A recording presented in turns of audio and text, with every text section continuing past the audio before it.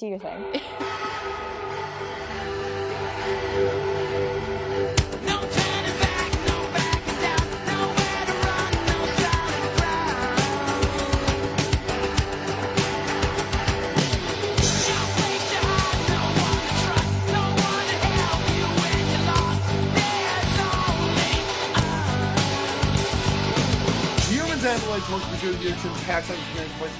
Welcome to the Wonder Year Show, your Animorphs rereading and eventual rewatching needs. I'm Sarah. I'm Blair. And I'm Tata Tamarin. Just as good the second time, I have to say. Thank you. Second time around, even better. That one went down smooth. Tata Tamarin, aka TT. That's who I be. Thank you. Everyone clap for Tata Tamarin, the hot new character that is going to be just busting out of your earbuds and into the real world. Coming this summer. This podcast episode is the one where we all roleplay as minor characters from Animorphs. Okay. That would be a dream come true. There was so I've been really, really sick for coming up on a week, and I completely lost my voice for a few days, and just before I lost it completely, I posted a video on Twitter being like, maybe I'm not actually getting sick. Maybe it's just a series of coincidences. And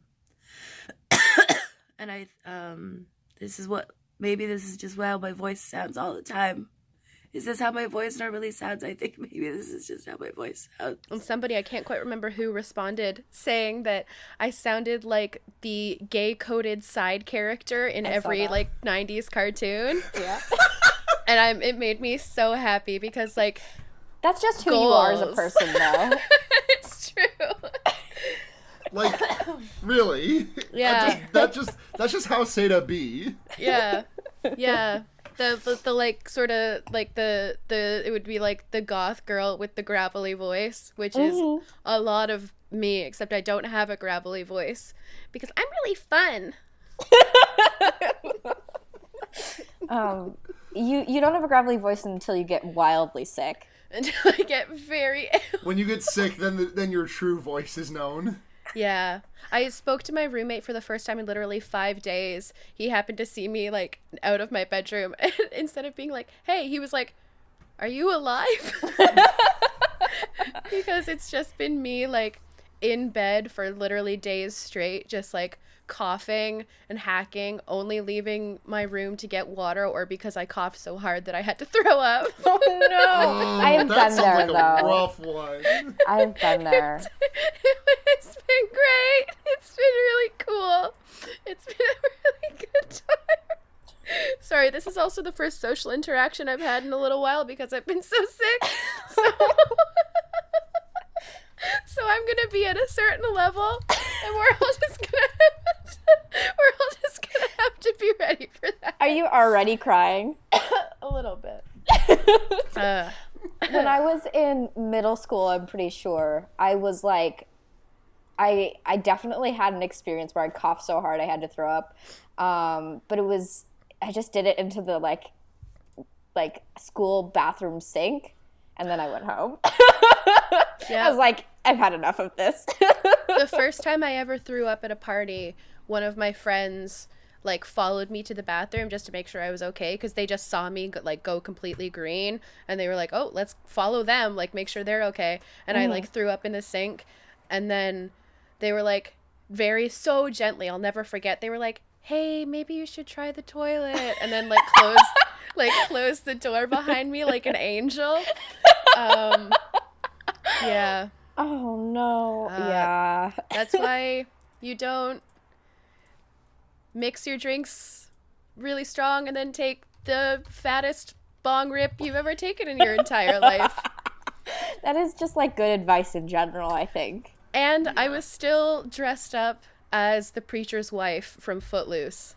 Oh my God. Because it was after Footloose.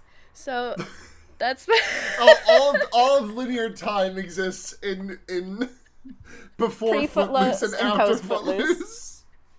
Yeah. Especially for Seda. I was born in 8 PF. I understand that you're making fun of me because I said something weird, but I don't know what I said wrong. Just the way you said after, like, because it happened after Footloose, and I understood what that meant, but like out of context, that just very much sounded like I was dressed up like the pastor's wife from Footloose because this was after Footloose had like existed. Yeah. Right. For context, I was in a production of Footloose. I figured as much. This was after one of the performances. Oh my god, I'm gonna start crying. I'm trying to remember because I was part of like a Footloose stage production as just like an ensemble. Does the preacher's wife do anything? Like all I can remember her doing is like crying when she finds out that her kid died in a flashback. There's no flashback. There wasn't the stage there wasn't the script that we got for the musical that I was in. I don't think there was no, there wasn't a flashback. The wife, she actually Vi's pretty cool. She gets a couple songs. Very much mostly she is there to sort of be the moral center for her husband to bounce off of, but that's being a woman in theater. Yep. So yeah, in the production of Footloose that I was in, there was like a scene that was like flashing back to the night of the accident that killed the pastor's son on his way home from the dancing place, the club. Was there not a flashback of that in your production? No, it was talked about, like it was a known fact, but there wasn't an actual flashback. Oh, weird. Huh. Footloose is a bad play, by the way. The script is really bad. It's a really, really bad play. Yeah. Yeah, the only thing I remember liking about Footloose was just the song of Let's Hear It for the Boy. Oh, that song is dope, and I was not in it, but, you know. Oh, no. We have to recreate it. I'm trying to think of other songs from Footloose, and like the only ones that come into mind is Footloose, which I hate, and On Any Sunday or Any Given Sunday, depending on. One of them was that, and then the other one was like the different title, but it was the reprise. Yeah, there's that one. There was the big opening number, which I only remember because it was me and the preacher, and our surviving child all sang like a hymn a cappella, and we used to just practice it all the time because we were theater kids. Yep. We went to like a science museum, like one of those like sciencey places that you go on field trips to, and there was some sort of exhibit that like reacted to sound, and so obviously we had to sing our 3-part harmonies into this thing to see how it. Anyway, I was a theater kid. I was at a birthday party recently in like my full, like wearing like a full tulle skirt, my huge hair, eyeliner wings out to my ears, black lipstick, and someone was like, "Oh, were you a theater kid?" And I like laughed, thinking that they were joking, and then I was like, "I'm dressed like this, of course I was a theater kid."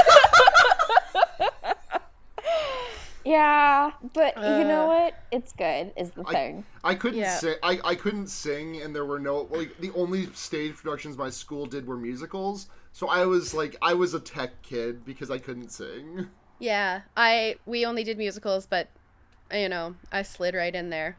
Yeah. Yeah. But you know what's even better than a theater kid is a theater squid. Oh, jeez, yeah. That one caught me by surprise. So real.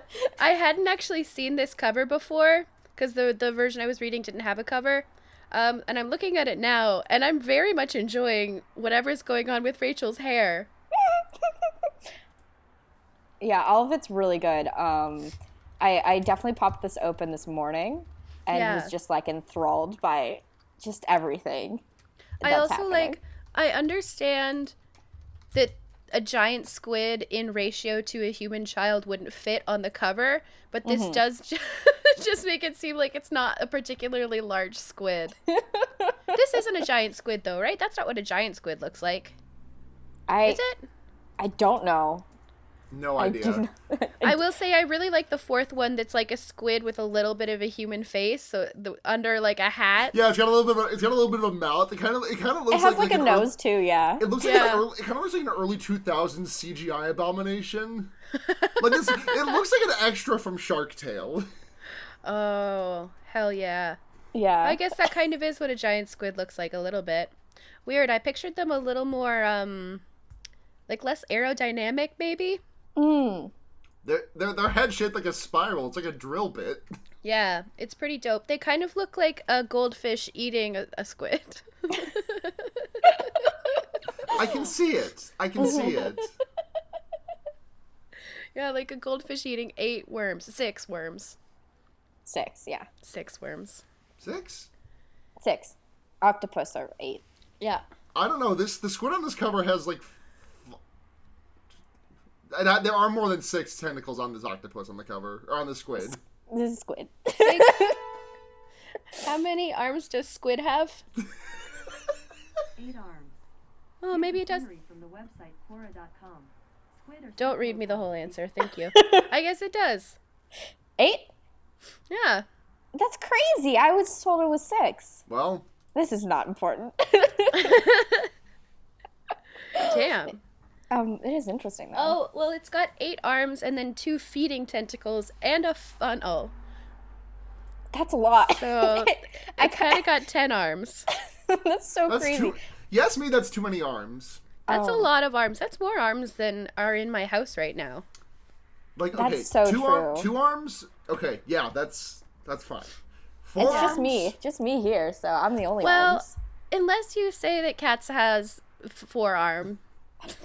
I would say cats have 4 leg. Yeah. But they Also, also have 2 arms. Huh?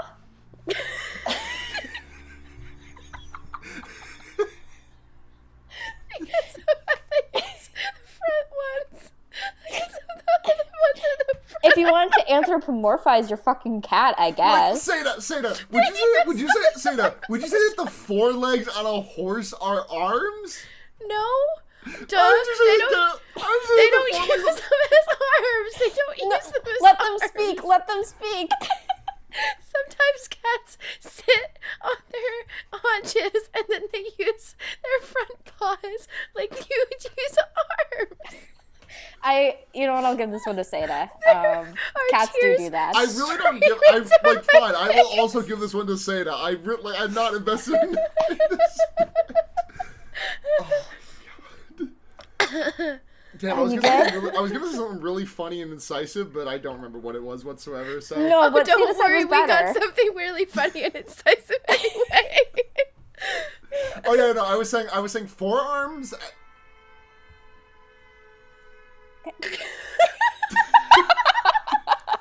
Jesus Christ! Why did you just get censored? What the fuck?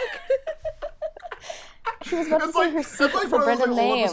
That's like one of those old episodes of a cartoon show where like it'll be like it won't actually bleep something out, but like a truck will come by right when a character like says a swear word or a secret thing. Yeah. That's what just happened. Anyways, like 4 arms, 6 arms, alright. You know what?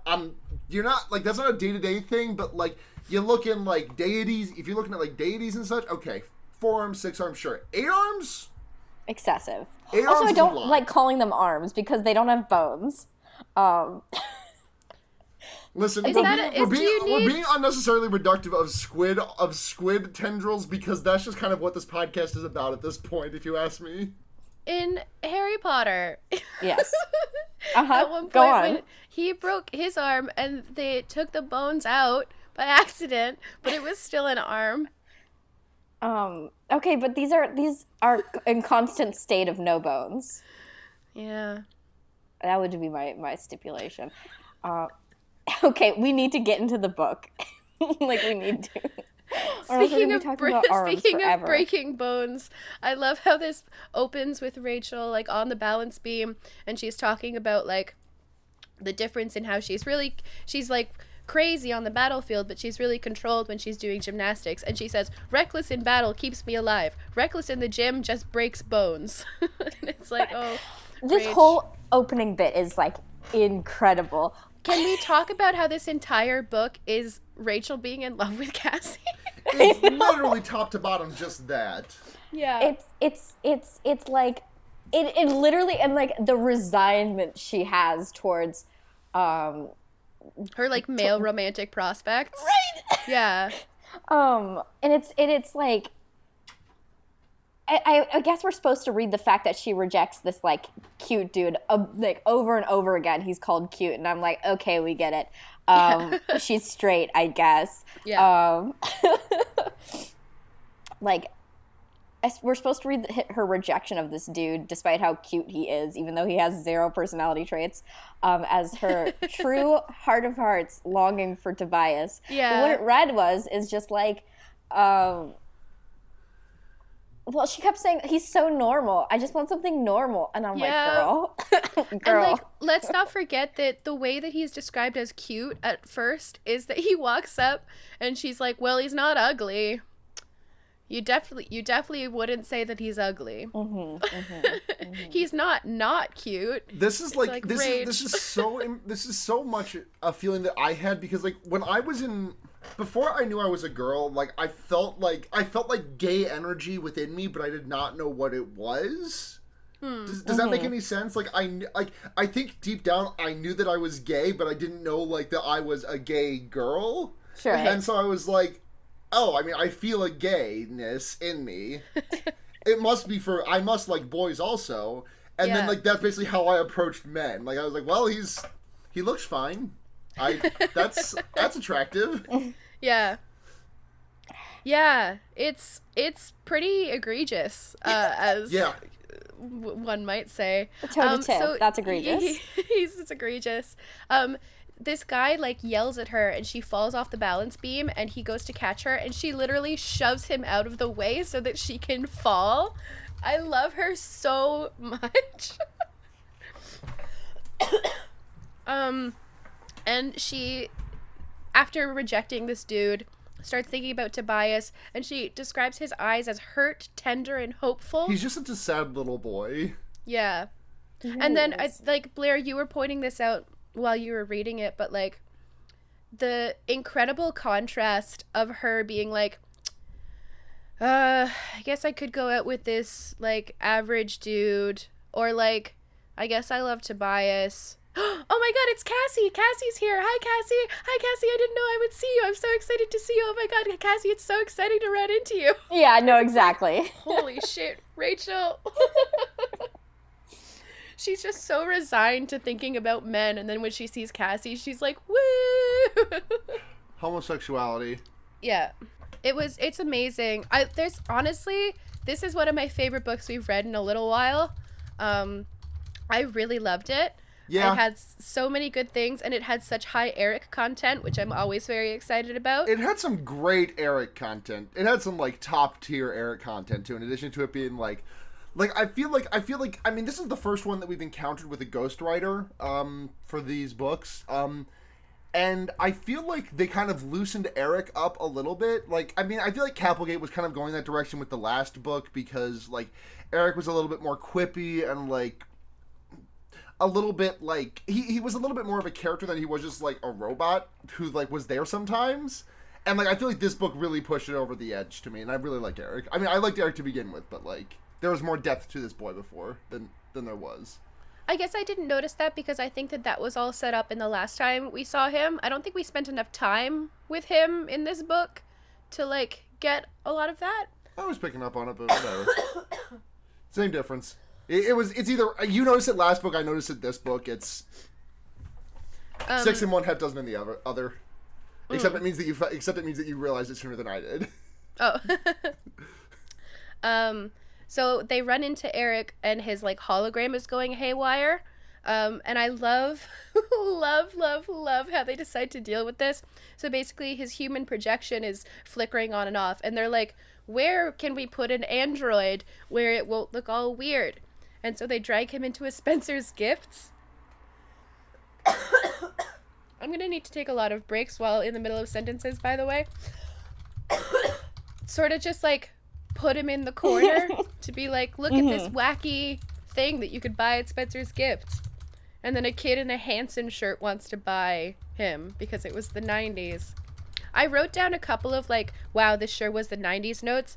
One was that, and the other was, early when Rachel's introducing herself, she says, "My father thinks I'm as tough as any boy." Mm-hmm. Which is such a, like, 90s ass way to describe your, like, plucky action heroine.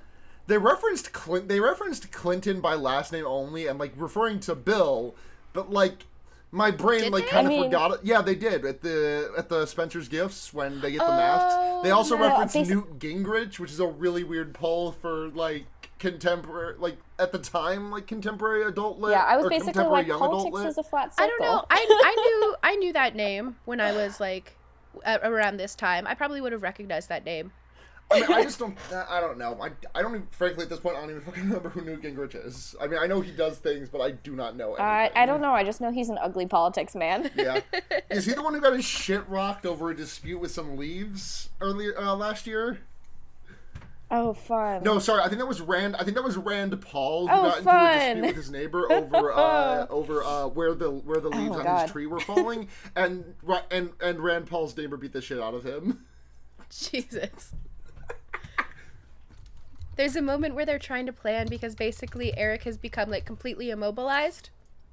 And he can't project his human hologram. They've hidden him in the corner of this Spencer's Gift. And Rachel goes off to get clothes so that they can disguise him. And she literally looks Eric in the eyes as she's talking to Cassie. And she's like, "Hey, so if shit goes down, Cass, you leave him behind." She's not looking at Cassie. She's looking at Eric. She's staring into Eric's face being like, I'm telling her to let you die, just so you know. It's like, holy shit, Rachel. I mean, what's her, like, it's not like Eric's gonna die if, like, the Yeerks find, like, it's gonna be bad, but it would be worse if, like, the Yeerks caught, say, Eric and Cassie, as opposed to just, like, I get it, but it's still cold as fuck. Well, yeah, no, I understand it, but she doesn't have to look at Eric. She doesn't have to stare at Eric while she's saying it. She can look at Cassie instead. It's catharsis. Catharsis? That's not the right word, and I don't know what the right word that I was looking for is, but... Neither do I. It's been a week.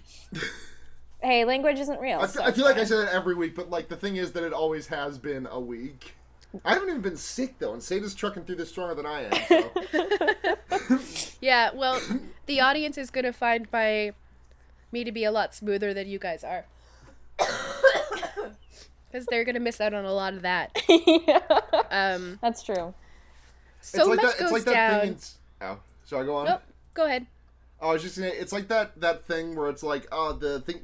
When you forget what to say next in a speech, you take a drink of water, and then you look professional. But it's like, when you forget what you're going to say next, you just, like, cough a lot, and then you're like, I have to edit that out. It's going to make me look great. Yeah, that's the power of being the producer. I love how much goes down in this mall. Basically, Rachel calls in Jake and Marco as backup, and I have to compliment them. Their fake phone calls have gotten a lot better than some of the earlier ones we've seen in the series. Mm-hmm. You mean the one that sticks out is just the David Letterman one to me. Yes, that was... To be fair, they did have to, like, convey a lot of information in that phone call, I guess. But everything seems to go a lot more naturally now. Mm-hmm. Yeah. Which is, good for them. But Marco... I would love to see Jake and Marco making this plan. Like, this is one of those moments where I'd love to see the other side of the scene, because Jake and Marco walk into the mall, and Marco is in gorilla morph with a sign around his neck that has a movie poster that says King Kong versus Godzilla with a U. I mean, Marco can't read or write, so you know he made that one.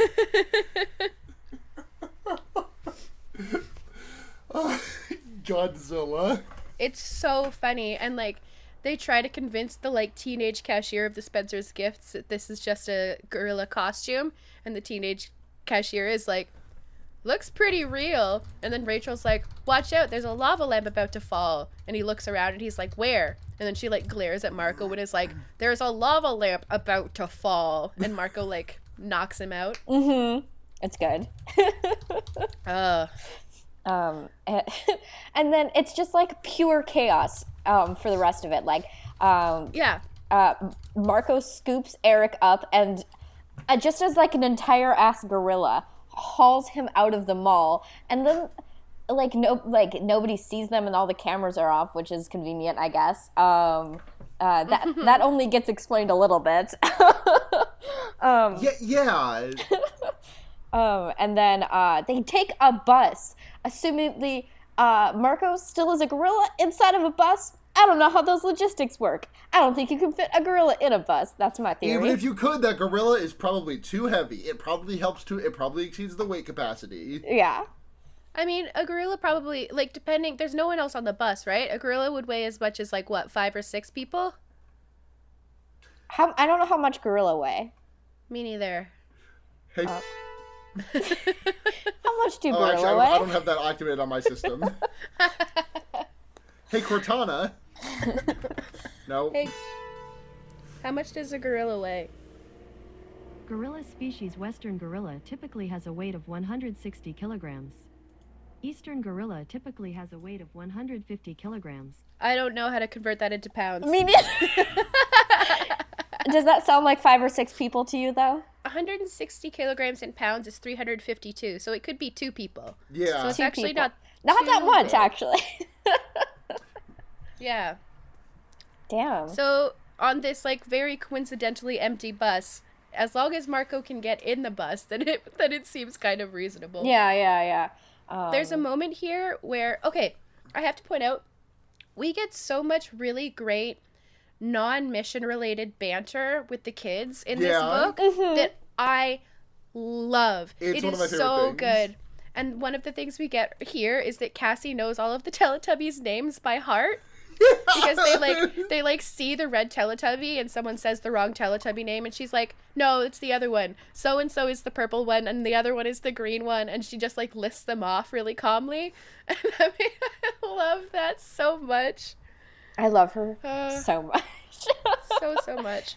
And so basically we learned that all of the Chi have been like immobilized. They can still all talk to each other and that kind of thing, but none of them can move, and their holograms aren't working. And I love the glimpse we get into how many different like Chi agents there are and how many parts of society they've integrated with. It's really cool. Yeah, it's because we have one who's like working at a power plant, and the other one who's just like a homeless lady. And it's like, yeah, well, yeah, I mean, I get it. And basically what they have to do is they have to go to the bottom of like a huge deep cavern at the bottom of the ocean, which I'm already like, cool. Yeah, that's what I like to be. we get some prime awful ocean content in this one. Deep sea shit is only cool in documentaries. Yeah. Well, they have like, so they had like the Chi in the nuclear power plant managed to like lock themselves away so that they're on a time limit, because if this Chi gets discovered, then their technology might be leaked to Yerks. So they have to get to the Pimolite ship that's at the bottom of the ocean before the shift change. Mm-hmm. And before they do that, they have to rescue this Chi that was living in like squatting with a whole bunch of other people in some abandoned warehouse. And so everything happens really fast. There's like a lot of plans going around, and I realized that it's like a terrible thing that he said. But there's a moment where Rachel is really excited for how complicated their mission is, and Marco skips saying like, you're crazy or you're insane, and skips right to you're mentally ill, which just, I actually laughed. It's like not good, I laughed, but I laughed. I think just something about like how direct and how like completely missing any sort of like oh no, the word for, holy shit, my brain just turned off. No, and I feel like I'm halfway there to the word euphemism, with you, and euphemism. I just can't. He's like skipping any like euphemism Sure, or anything, yeah. and just going straight to like, yeah, you are mentally ill. It's like, Marco. Oh no, my problematic son. Yeah. I mean, it was the 90s. I'm shocked we don't get more R words thrown in here. Oh, yeah. Well, I think it's because, like, it was for children's, and it's, like, it wasn't, like, it was, like, still, like, a commonly used word, but, like, still a bad word, you know? So, can't say bad words. Can't say a cuss. Can't say a cuss. Amazing, not bad words, but amazing words. We continue the trend of really, really great morphing words. We get another Sprout as Rachel becomes an elephant. Seda, I am so glad that you are combing like those like morph passages for those good words, because I just like I see those and I know that I shouldn't do this, but like I see a morph passage and I just like I see okay, cool, I got 2 pages of skimming to do here. At one point they said this is later in the book, but they say Rachel's pores turned as big as potholes, and my brain just turned off. Like, I've been trying to be better about reading the morphs because I'm like, I need to make myself stronger on the inside. Do you want to get a glass of water, Seda? I have a glass of water. It's not helping. Okay. But thank you. Like, I do not have trypophobia, but like that is just it's like terrifying. A bad scene. It's really just horrible to think about. Yeah, that whole morph sequence we should really get into because it's a problem. Mm-hmm. But before that, they go to a like warehouse where there's a Yerk controller who's like doing crimes, and he's about to get busted by like the real cops. It's so strange. It's so strange. And but this is where that one Chi is at, and she's hiding in a closet, and they're like, well, we'll just turn into really obvious animals and just, like, bring the whole house down, basically. Yeah, like, they become, like, a hippo and a rhinoceros, like, a rhinoceros and an elephant, and, like, just their biggest morphs. And, like, I mean, I get it, but also there has to have been a better way, because it goes so wrong for them so fast. It does, but there's a great point where, they're all fighting and it's going badly, and Rachel has like kept herself in control, and then Cassie gets hurt and Rachel gets so pissed she knocks a wall down. Oh, I love it. It's like amazing. It's so good. This is a lot of Rachel getting really pissed off that Cassie is in danger, and vice versa. It's awesome. Well, it's not awesome that Cassie is in danger, but I love Rachel, so you know. Yeah, this is one of those bad fights where everyone almost dies. And it's like right at the top of the book, you know? Yeah. And Tobias, at one point when they're trying to escape, steals a cop's gun, which is direct action. He steals a cop's gun and just starts flying around and shooting it. Flying around holding this gun. Mm-hmm. Which is so good. I think that the Animorphs should do more of that. I think the Animorphs should do more crime. Guns. Yeah. I thought about that a lot, actually, because, like, this was a raid that was, like, this was a cop raid that was ostensibly about, like, finding this person who seems to be, like, dealing drugs or weapons or something, but also was definitely about, like, breaking up a place where a lot of homeless people were living. Mm-hmm. And I was like, the Animorphs should just become like community leaders breaking up cop raids. They can do that after the pod people are destroyed. I think they should. Mm-hmm. I agree. This gets like surprisingly dicey for like a fight that involves like, I mean, it's cops. Like it's cops versus elephant, you know? Yeah. But yeah, it gets bad. But they get out of there by the skin of their teeth. And then they're like... Oh, there's a great moment where it's like the classic... Rachel like beats the shit out of a guy, but checks that he's still breathing, which is normal. But we also get the amazing addition of Rachel saying that she's not sure she's happy that she didn't kill him. Mm-hmm. And I'm like, fuck, yes. Dive into that. And then this is as soon as they barely escape, we get a full page of them bickering about book titles and French words, which includes the revelation that Axe accidentally ate a snail by stepping on it while he was grazing. And it was not said outright, but was implied. It was easy going in, but hard coming out. Yeah. He was like, the meat wasn't bad, but the shell, once it, and everyone was like, okay. Which I think says a lot about how delicate Axe's digestive system is, which makes sense. He basically can only break down plant matter. Yeah. And they lampshade it in a really great way, where, because Cassie is trying to say the word squid when they're trying to figure out how to get down to this really deep level of the ocean, but she says calamari, and then everyone's like, snails? And she's like, that's escargot. And they're all like, well, that sucks too. And then she's like, squid. And they're like, why? And then they're fighting about like TV titles. Fuck me. Oh no. Are you sure you're going to be good to keep going? Yeah, you can like go lie down and we can tackle the rest of this for you. I want to keep trying for a little while. Okay. So they lampshade this bickering in a really great way. I think it's Rachel at one point says, someone call the Chi and tell them they're doomed. Their only hope is a collection of idiot kids standing around in the woods debating cable channels. Mm-hmm. And I love that we get those moments with them. It makes me so happy. Yeah. It's just like people being friends, which I love. But it's like in the midst of all this mayhem and like near-death experiences constantly. But it's still really, it's just like a nice... Even though it's like everyone's still really madly stressed out because they cannot, like, they are having a hard time problem solving this issue because not a lot of animals are built to go that deep. Yeah. So they're like, and the ones that are built to go that deep can't really go above that pressure, you know? If we talk about like deep sea animals. Yeah, and there aren't any in captivity. Right. So they can't get them. Yeah. And then they get this, they're watching the news and there's a broadcast that a sperm whale has washed up on the beach. And Rachel is like, weird coincidence, but okay. Yeah, everyone like picks up on the fact that it's like a super weird coincidence immediately. But still like they all like amscray, you know, they just like, Rachel's halfway through a burrito.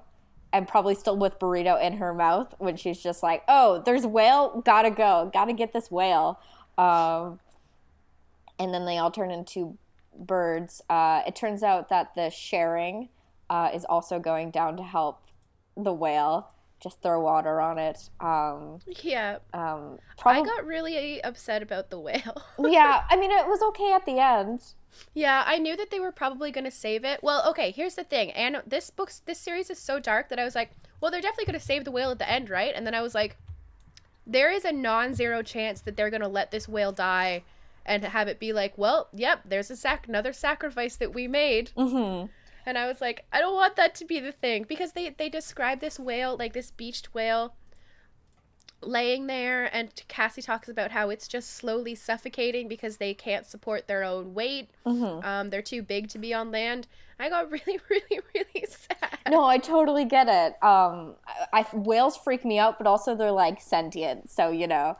Yeah. They as long as they stay in the ocean and like not by me, which is where they're supposed to be. I'm pretty much cool with them. That makes sense. So they all turn into birds, seagulls specifically, to acquire this sperm. Well, for Rachel and Tobias to acquire the sperm whale, they end up drawing straws, but Rachel and Tobias cheat so they can go together because mutual death wish. Yep. It's so funny. They're like straight by way of death wish, you know? Yeah. Rachel's basically like glaring at Tobias the whole time they're drawing straws so that he'll help her cheat. And then she's like astounded that he also cheats to like go with her. Mm-hmm. And it's like, yeah. And then Jake yells at her, like pulls her aside and actually like scolds her some shit. Like is like, I hope that if this goes wrong, you understand that you killed Tobias, basically. Yeah. And it's like, holy shit, Jake. I know. I was like so weirded out by that because it seemed wildly out of character for him. I think that he's a lot tougher on Rachel than he is on anyone else. Probably because he feels like he could get away with it. Yeah, partially because he can get away with it because they have such a like their family. Right. And also, I think that deep down he's probably really worried about what happens if she falls out of line. Yeah. Because she is so dangerous. Mm-hmm. You cut out for a moment. Did you cover them getting the access code to the Pemalite ship? Because that made me laugh. I did not. I love that shit. It's my favorite thing in the world. I've seen it come up so many times that I feel like I should be at a point where I think it's trite, but I still just fucking laugh every single time that there's a complex security system and the code is like a single digit. Yeah. Because the Pemalites were so inherently trusting. The access code, Jake is very funny in this moment. I like it when Jake gets to make jokes. Yeah. He says in like his like dry, humorous voice, "Y'all ready to like memorize this access code? All right, it's 6." And everyone's like, Full "It's stop. 6?" He's like, "Yep." And then there's a great Rachel and Cassie moment where Rachel's like, "Oh my god, the Pemalites were idiots," and Cassie just says like, "Well, they trusted everyone," and Rachel says, "Well, they're all dead." They have a couple moments like this. I think great. later Axe says something of Marco is like, if they finally get down to when they finally get down to the Puma Yes. ship, Marco's like, wow, it's like your dome ship except like better. Way cooler. And Axe is like, yes, well, we needed room for all the weapons, which is why we're alive and the Pumalites are not. And Marco is like, touchy. It's like, whoa. I love when Axe is a bitch. It is so funny. Me too. I love Marco. He also has his moment of direct action as a bird when he poops as a seagull right on Chapman's head. It's awesome. Oh my god, their bird amazing. antics are so great. I love every single time they go seagull. The seagull morph is so good. The seagull is actually really great. I love one of the things I really like about Rachel's books right now is that she does not have very good control over her morphs at first. Mm-hmm. No. Yeah, everyone else seems to do a lot better with like fighting down the instinct, but she always like goes full hog into it. We are halfway through this franchise of books. Yeah. And she still can't dial this down. Yeah. Well, I actually think she's gotten worse. And I think it's You're because not wrong. she's started relying on her own base human instincts so much to override like her social programming to, for instance, not kill people. Right. And I think that makes her more susceptible to like to the animal instincts. Mm-hmm. Don't you ever just want to go ape shit? Right. That is really her to Cassie. Aren't you ever like yeah. Elfingor just like offers the Askafol advice and just like with his dying breath, don't you ever just want to go ape shit? It's my favorite thing. It's my favorite thing. I love her so much. I love her so much. So Tobias gets stuck on a barnacle or something while they're all like flying around this beach whale. And they basically, Rachel basically has to body him in order to get him unstuck. The ruse they're going for is Chasing him out of their territory. right. But there's all sorts of chaos that involves this plan, which is mostly like pooping on Chapman's head, as previously stated, and like dive bombing people eating food, et cetera, et cetera. And basically to create enough diversion for Rachel and Tobias to like acquire the sperm whale, you know? Yeah. And then pretty quickly we just get our like, I hate every single time this happens, and it happens a lot, where they are in a morph that is good with water, and then they have to change into human morph so that they can go into another morph, and it sucks every time. Yeah. I mean, I get it, but also it's like so stressful because I think about like I've never swam in the ocean before. It's terrifying. And especially they're like in the middle of it is the thing. Yeah. It is a weird kind of like, it's really interesting because despite the vastness of it, the only feeling that I was getting out of these descriptions was just like an intense claustrophobia. Oh yeah, I love how they use water Like, that way. This like I have like a very mild form of claustrophobia. Like it doesn't really flare up unless like I go into an MRI machine, for an example, which is how I discovered that I have claustrophobia. Not a fun day. But like this was very much harkening back to the times that I've had to have my brain scanned. Mm-hmm. And, like, just, like, the feeling of everything around me. Yeah. It's, like, the only good thing that we get out of this is that you get the image of an Andalite swimming. Oh, yeah. Which is very funny. Yeah. Because they talk about, like, they're like, well, Axe could morph, but he wouldn't be happy. Or he has to change into a dolphin or something. He has to go into his Andalite form in any case. And Rachel's like, he can swim, but he doesn't really like it. And I was just picturing, like, he'd have to swim like a horse, right?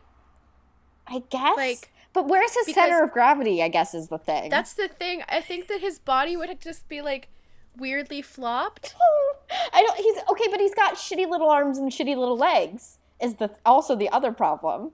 Well, the legs are strong, right? But he does have shitty little arms. Well, they're like... I mean, they're not horse legs. Okay, they're not horse legs. It's like a deer. It's like a deer swimming. Have you guys ever seen The Ring? Yes. Yes. Obviously. Remember that scene when the horse jumps over the edge? Yeah, it sucks. It's not good. This is better, but it's still not good. So, Rachel and Tobias turn into sperm whales, and they go to the bottom of the ocean, essentially, looking for giant squids. It's like, yeah. And it's difficult, but it's also really funny because Rachel and Tobias are just really funny together. Yeah, they're so awkward. Yeah. They're looking for a giant squid, and Tobias says, like, did you know that some people think squids actually eat whales? And Rachel's like, well, no one really knows what they eat, but we do know they're cannibals. And Tobias is like, great! And, like, that's just sort of their tone with each other. They're both just like, hey, did you know we could die? Well, I did know that. Yeah, thank you. And like, Jesus. They're also so terse with each other because Rachel starts talking about this guy who asked her out. TT. Which seems like such a small thing in the vastness of, like, their plan, like, their greater machinations and stuff like that, which is what makes it perfect, you know? And they're basically trying to make small talk over it, except despite the fact that she brought it up, Rachel clearly does not want to talk about it. Yeah. And, like, huge shout out to Tobias's theories on what TT could stand for, which we never find out. No. But it's so on brand for Animorphs because he asks TT, what does that stand for? Troubled teen? Total turmoil? Terrible trauma? And it's like, Tobias, no, those are all you. Yeah, it's not- this is a normal teenage boy. TT is like a Rorschach test. Actually, it stands for... Actually, if you consult the great book of Diddy Kong Racing, you will find that TT stands for time trial. Thank you. Mm-hmm. Or Tata Tamarin.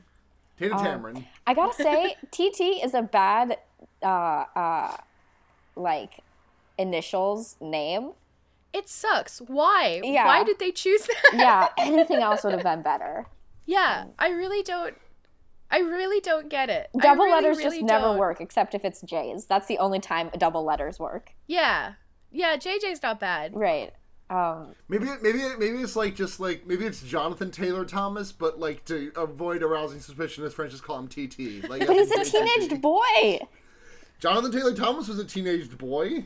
I like to think that it was like the ghostwriter's like cousin or something. Oh. They were like, yeah, bro, I'll throw you in. It's the least they could do after fix their transmission for them. So you know how it is.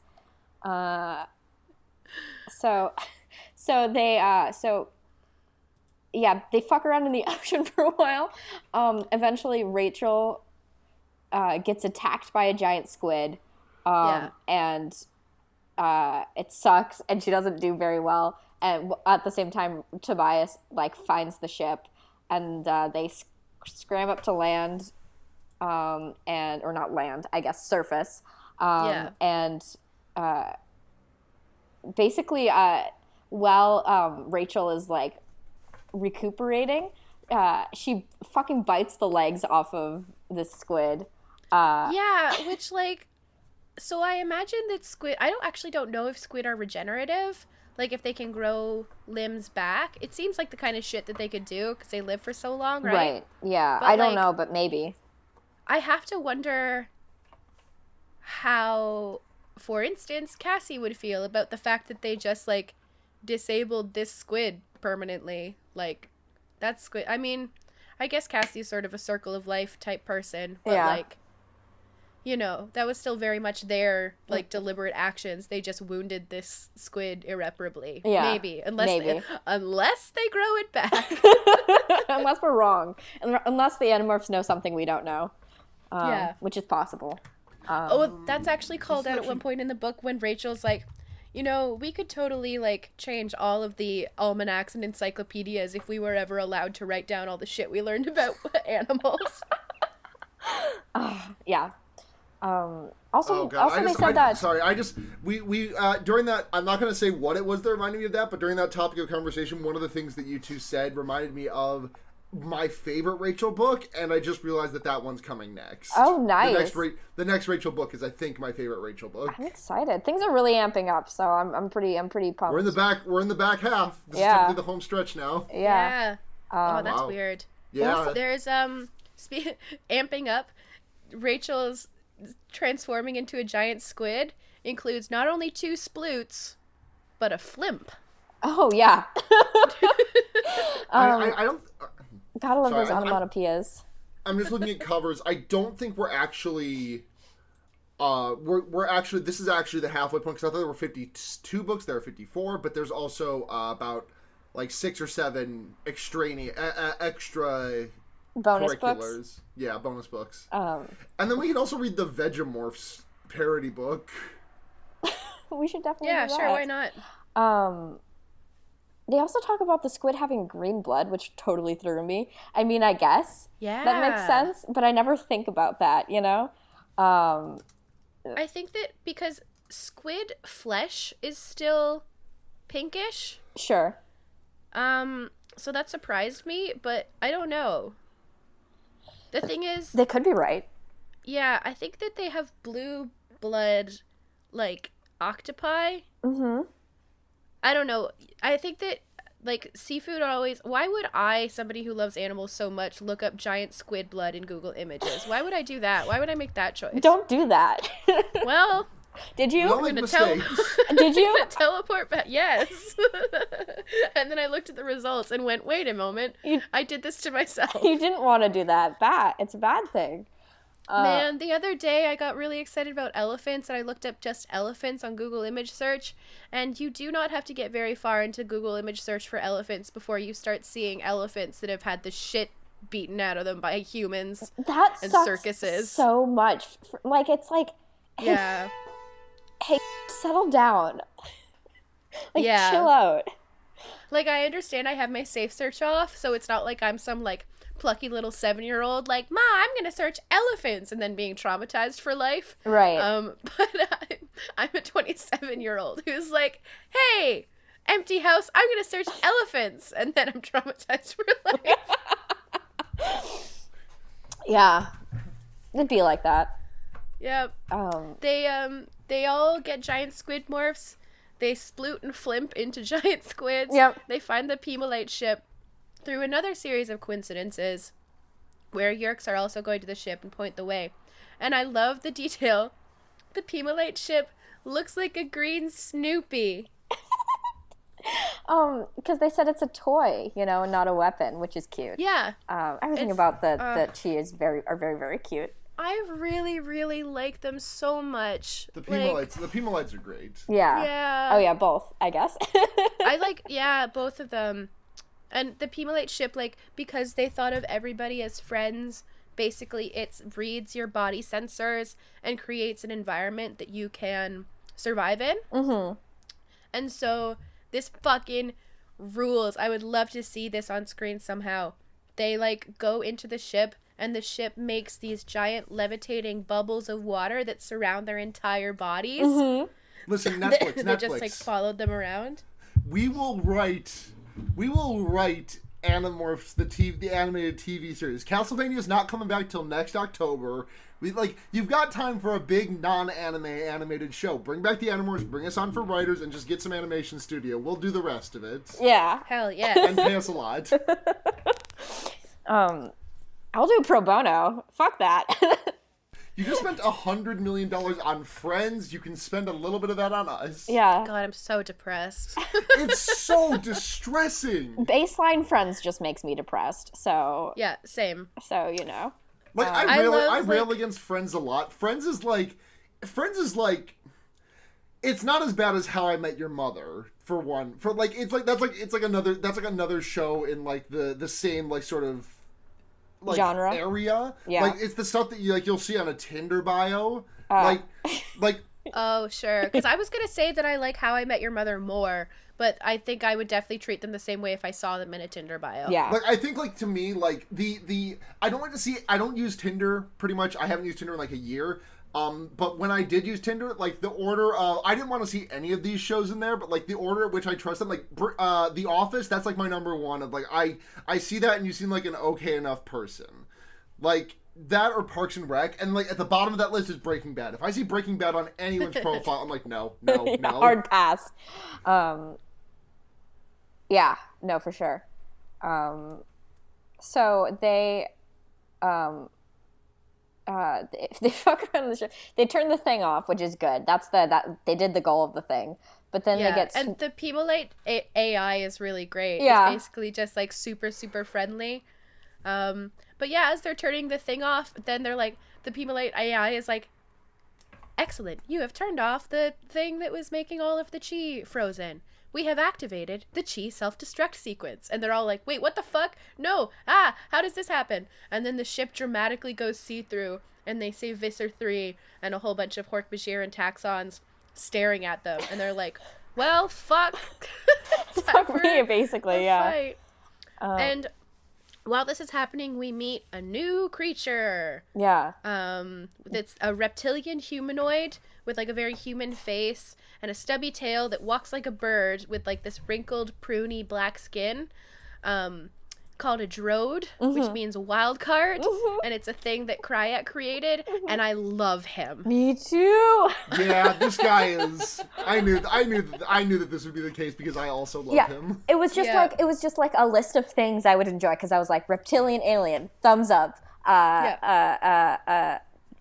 Weird, fucking campy villain vibes, even though it's very much so. You know, not specifically hardline evil. You know, I would say lawful evil. You know. I was gonna go chaotic neutral or chaotic evil even. But there's like rules he has to follow. You know, well, he can't. No, those are Kryak's rules, and but he also can't follow. Like, also has to. But he does have to follow them. The thing is that yes, he does. But the thing is that Kryak has to follow them because of the agreement that he entered, and that makes. Granted, I know these alignments far less well than you do, so please feel free to correct me on this. But I feel like Kryak is definitely lawful evil because he is adhering to this binding that he made with the Ellimist. I feel like this guy is more just like adhering to the rules. Like for like his own sake, and not for like the purity of battle or anything. He does not seem interested in. He seems to be following the rules of engagement out of like compulsion rather than morals. He seems to view the rules of disdainment with of engagement with like disdain, if anything, to me, which does not scream lawful evil to me. But I think no, I get it. A lawful evil was only because of the whole rules thing, but the fact that he's called a wild card, I think, definitely has hard chaotic energy to it. Sure.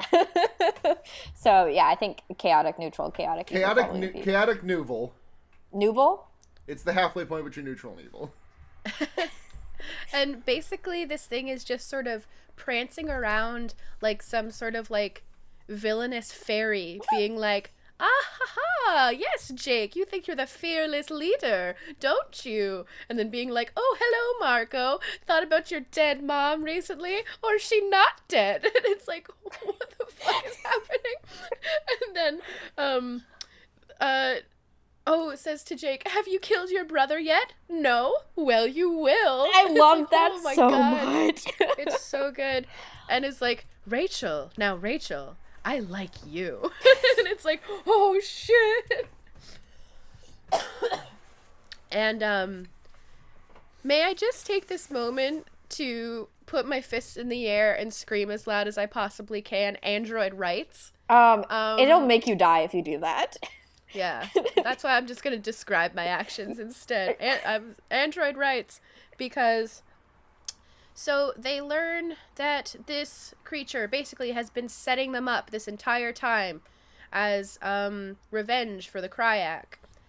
And hasn't been able to directly engage them because of these rules of engagement, and says that part of his thing is that he can't kill sentient creatures, which they include sentience up to the point of whales. So he's like, I couldn't kill that whale because they're like on the line of sentience, but they can kill the Chi because they're androids, which is fucking horseshit. So mean. It's horseshit. So awful. It sucks. It sucks. Android writes. Android writes now. For real. Yeah, I thought the same thing, and I was like, I mean, is like biology a factor here? Like biology must be a factor, but also they are fucking sentient creatures who have like laws they have to follow, but at the same time, like it would be a matter of programming to not do that anymore, you know? Yeah. So it's you know, but and basically they escape this fight that the Hork-Bajir and Taxons are coming towards them, and they're like, yo, if you can't kill sentient creatures, how is it fair that you're leaving us in this situation where we're definitely gonna die? And the Droid is like, there is a way not to die, you just haven't found it yet. And like disappears. Mm-hmm. And they're like, well, what the fuck is it? And then basically, because they're squids in these giant bubble pods, they can expel ink, and then it makes the bubble cloudy enough that the Yeerks can't see them as they demorph. Mm-hmm. Which is, I love as a solution. It makes me really happy. It's so goofy, but it's good. And yeah. When Rachel like pops out of her bubble in a battle morph, she sees that Tobias has nearly taken off one of Visser 3's stock eyes, and I was just like, work, bitch. Mm-hmm. Like, yes. It's all good. It's all very good. It's great. And there's one thing I wanted to bring up, which is because they're talking again about like the rules of engagement of like who they're allowed to kill. Mm-hmm. I thought that was a really interesting contrast to the thing we get, which is on a meta level, the rules of engagement in the books versus with the death of aliens versus the deaths of humans, where whenever we see a human get really, really hurt, it is specifically pointed out to us that they're still alive. Mm-hmm. Whereas in this scene, we have them just happily, haphazardly murdering Taxons and Hork-Bajir left and right. Mm-hmm. Which, even though they are controllers, are still sentient creatures in their own right. And Yeerks are certainly sentient creatures. I'm not arguing that they shouldn't kill them. I just think that's a really interesting comparison to the in-universe rules of engagement when it comes to interference and when it comes to killing. Mm-hmm. And then on sort of a meta level, how the books actually engage with that as well. Yeah, no, I totally agree. It's but I think it says so much about the character's own psyche. You know, what they're willing to actually give a shit about. I feel like there are definitely characters who would, like, Jake and Rachel, not Rachel, Jake and Cassie come to mind specifically, who would be more like more like, they would have this whole introspective speech in their head about the whole thing, whereas Rachel is just going to go hog, you know? Yeah. I mean, it'll still happen across, like, regardless, but definitely. Mm-hmm. Especially because I get the sense a lot of the way that this book ends, it seems like it's setting the next few books up to explore some more stuff. Mm-hmm. Yes, because there's definitely a few like hanging threads in this book. One of them comes up immediately. Rachel and a Hork-Bajir controller find themselves locking eyes in the middle of battle. And, well, I actually don't know if this gets solved or if this is a hanging thread. And she says something about, like, they lock eyes and suddenly we were more than warriors on separate sides. We were each other. And I don't know if that's because the Pemalite ship has anti-aggression technology that freezes all of them. Like, I don't know if that's the Pemalites trying to, like, make them see the other side. But I don't think it is. I think that that's just something that the universe is doing to them right now that will need to be explored in later books. Mm-hmm. I have nothing to say to that. I have nothing to say to that except for the traditional interesting no comment. No, it's cool though. I mean, regardless of what happens, it's very cool. Yeah. I'm just like, I'm not pitching in on this discussion because I know where these things go, and I'm just like, I get it. Yeah, interesting, no comment. No, I think even just like narratively speaking, it's very cool. Yeah, no, I like it. I like the it. Yeah. I feel like interesting no comment is so much more of a spoiler than just not commenting. No, straight up. I say interesting no comment to like that's just like my stock standard response. Whether you are correct or incorrect, I just say the words of interesting no comment. Or if it doesn't come up at all even. Yeah, that too. So yeah, I mean the falling action for this book is like you blink and miss it basically. Yeah. I was shocked. I looked up and I was on page 71 out of 72 and I was like, what the fuck? Same. Rachel gets asked explicitly to join the dark side, and my actual note for this is in all caps with about, I'm going to say 25 exclamation points at the end. Rachel being asked to join the dark side. I'm slurping. Slurping and hurgling. I'm slurping and hurgling. The Kryak's basically like the Droid is basically like, yo, you can totally join the Kryak. You just have to kill Jake. Remember, at any point, if you want to join us and find salvation in the arms of the Kryak, just kill your cousin. Your cousin's life is the passport. Yeah. I love whenever like, fratricide shit. is like a narrative thing, which is maybe horrible of me, but I think it's great. It is really good. And yeah, as mentioned, the Pemolite ship automatically freezes them all, and the AI is like, how unfortunate that you had to spoil our good time with fighting. And they like eject all the Hork-Bajir and Taxons, like forcefully, but gently. And then the Animorphs are all like recovering, and Rachel's like, it didn't like shove us out the door, but it clearly didn't want us there. Like a polite party host who's had enough. Yeah. And then the basically Rachel's like goes running on the beach, the next day or whatever. And she's like meditating on this TT guy as he like, and then he comes up to like ask her out again, and she's like, well, he's never eaten a mouse, which is good, but he's also never risked his life for me, so never mind. And she like hard rejects him again, which I love. And then she hard rejects him with a great line. With the great line of, how many different ways do I have? I should have pulled it up before I started this. Yeah, it's something like, how many different ways do I have to say no to you before you get it, or something like that. Like, do you speak English? Because I don't know how many different ways I can say no. Yeah. Yeah, which is great. And then, she just says, he called me a name I've been called before. And I was like, I'm going to murder this teenage boy. Yeah. Well, I'm going to murder this teenage terror is what I wrote down. Yeah. TT, naturally. Oh, yeah, for sure. But yeah, and then Tobias has been flying overhead and is like, he's kind of cute. I love it. Tobias is the one who actually calls him cute. Rachel only consistently calls him not cute. And Tobias is like, what? He was kind of cute. And Rachel's like, shut the fuck up. I'm gonna turn into a bird. They're both. And then I'll hang out with you. The thing is that they're both gay, and they're both gay is the thing. Oh my god, I love Animorphs. Guys, I love Animorphs. Too. This one was so much fun. I loved this one a lot. So I hope you two are ready for the next Rachel book. I am so ready. I'm always ready. Right, yeah. It's good. Let's get ass deep in some questions. Yeah. Hell yeah. So Blair tweeted, "Hey y'all, we read the Exposed this week. Ask us about Rachel." I have very specific desires. At What Is Cosplay says, so Blair is in charge of the question post this week. Okay, which Always Sunny character is each of the Animorphs' faves? I think Cassie will not watch the show. Oh, for sure. Oh, absolutely not. It's Act probably doesn't either. And I think Axe wouldn't get it. Jake will watch it with Marco, but Marco is the only one who really likes. Well, Rachel might like it too sometimes. Seda, real quick. What's the Canadian show that's kind of like Always Sunny that I'm trying to think of?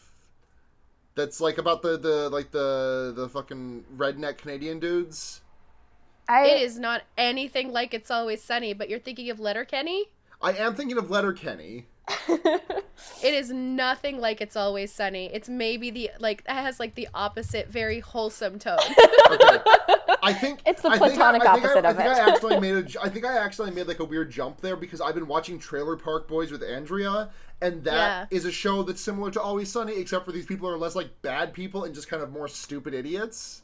Sure. Trailer Park Boys is also much more wholesome, but I get where you're coming from. And then from with there, that one. I kind of jumped, and then from there, my brain kind of jumped from Trailer Park Boys to Letterkenny. Yeah.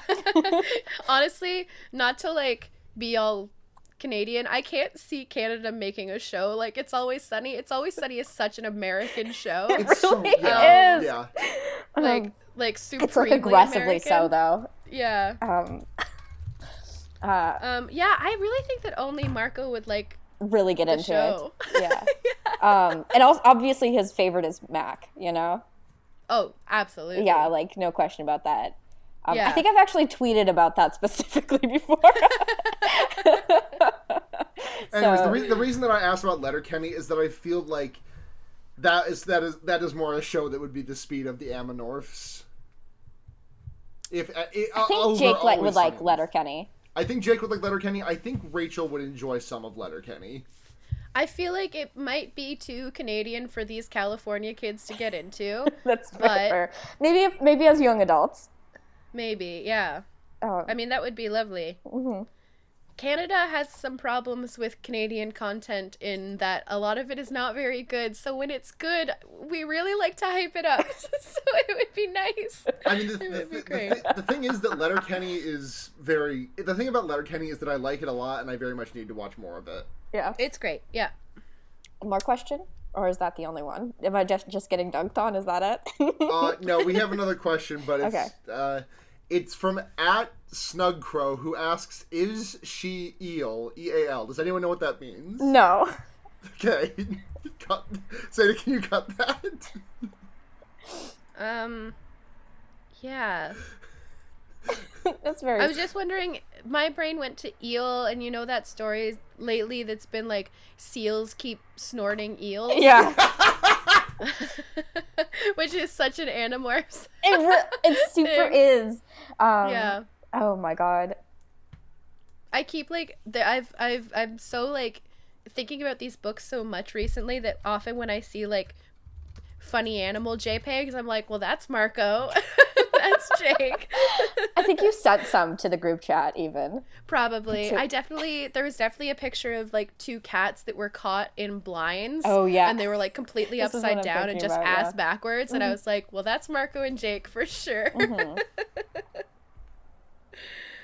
This was a good book. I love Rachel. I love Animorphs. I love it all. It's all good. Yeah. So is that everything, Sela? I think that's podcast. That seems to be podcast. Thank you so much for listening and giving your ear support to the show. If you want to give other kinds of support to the show, you can do so at patreon.com/fearbaiting, which supports the show and our sister podcast, Fearbaiting, where me and Sarah talk about horror movies. If you listen to this podcast but not that one, I really recommend listening to last week's episode and next week's episode, which we have yet to record. But will be very good. It's going to be a good one because it's... And last week's episode was just... I finally remembered all the film classes that I took in college and learned how to put words together. It only took me 2.5 podcast years. Mm-hmm.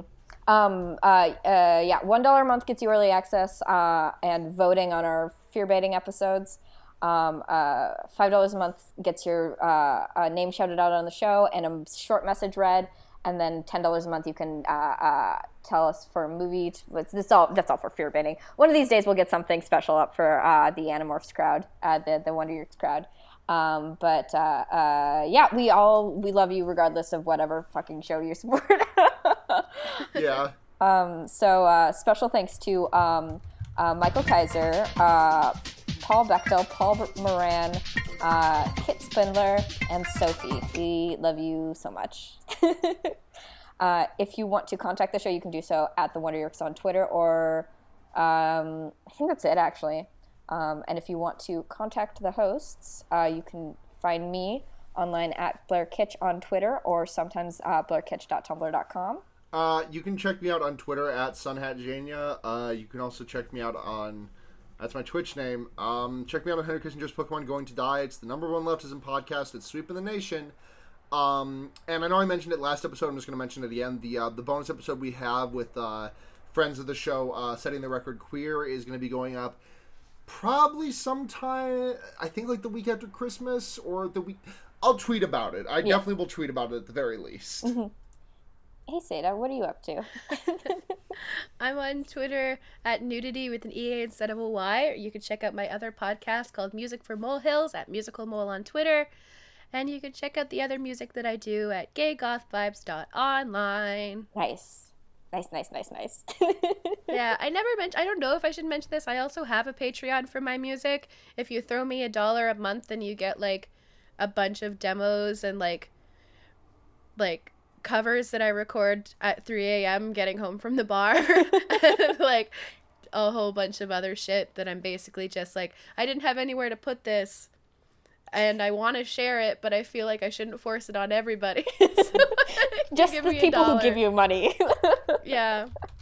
I'm like, hello, welcome to the sleepover. I'm going to share all my feelings now. No, it's good. It's very good. So thank you all for listening. We will see you in a couple of weeks with the next book. But until then, I have been Blair. I'm Sarah. I'm Tata. Tata? Hey, Tata. It's been me the whole time. Hey, Tata. What... Keep your hand on the Escafil device. Bye.